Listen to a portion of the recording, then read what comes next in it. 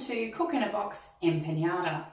The first thing you'll need to do prior to this class is rehydrate your TVP. That stands for textured vegetable protein, and it's what we're using instead of mince.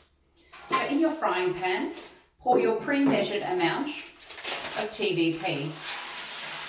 On the container, it will tell you how many cups of boiling water you need to add to rehydrate this. Leave it sit for 5 minutes.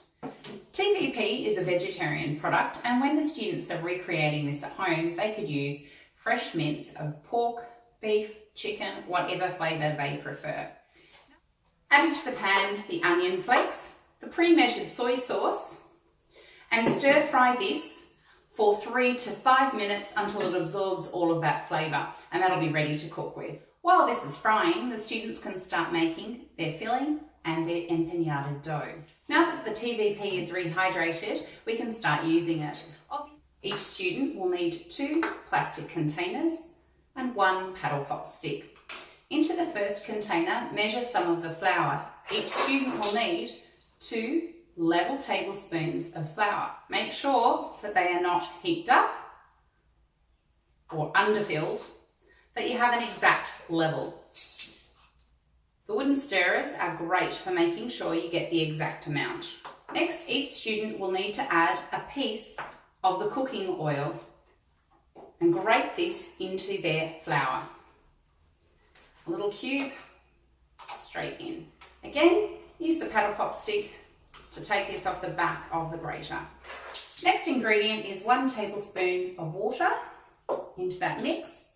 Now we're ready to form our dough. So bring that all together, making sure that all the flour is incorporated from underneath. If it seems a little too dry, add an extra sprinkle of water, or if it seems a little too wet, a little sprinkle of extra flour. I'm going to set this aside right now while we make our filling.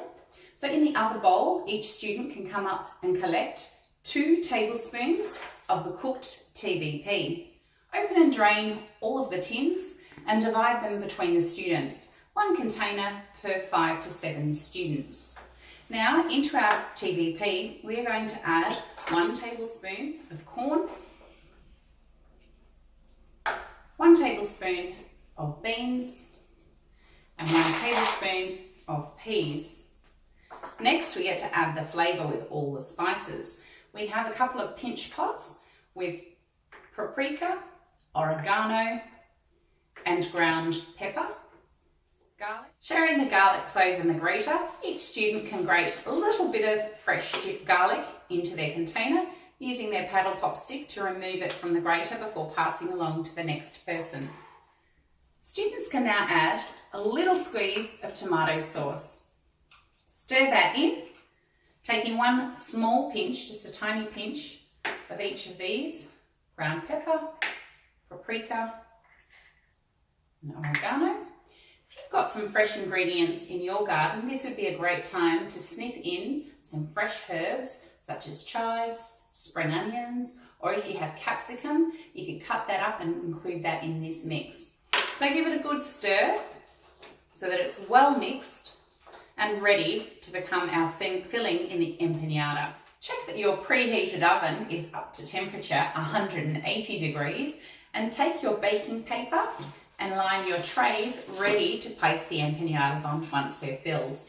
Put a little sprinkle of flour on the bench and take your dough ball and push it out into a flat disc or circle. Sometimes it's just as easy to do this in your hand and with your fingers. Once it's nice and thin, place the pastry on the palm of your hand, and now we're ready to put our filling in. So spoon that filling inside. You probably have a little bit more filling than you actually need. Better to have too much than run out.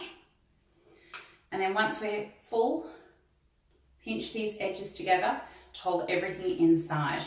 Place it on your tray and we're ready for baking. Pop them in the oven. That will take 10 to 12 minutes or until they're golden brown. While the empanadas are baking, get the students to clean up by wiping and cleaning all of the leftover dough and flour and other ingredients into their bowls These can either go in the bin or washed and recycled. Your empanadas are ready. When they're golden brown, let them cool for a few minutes because they're very hot. Otherwise, enjoy and happy cooking from Get Kids Cooking.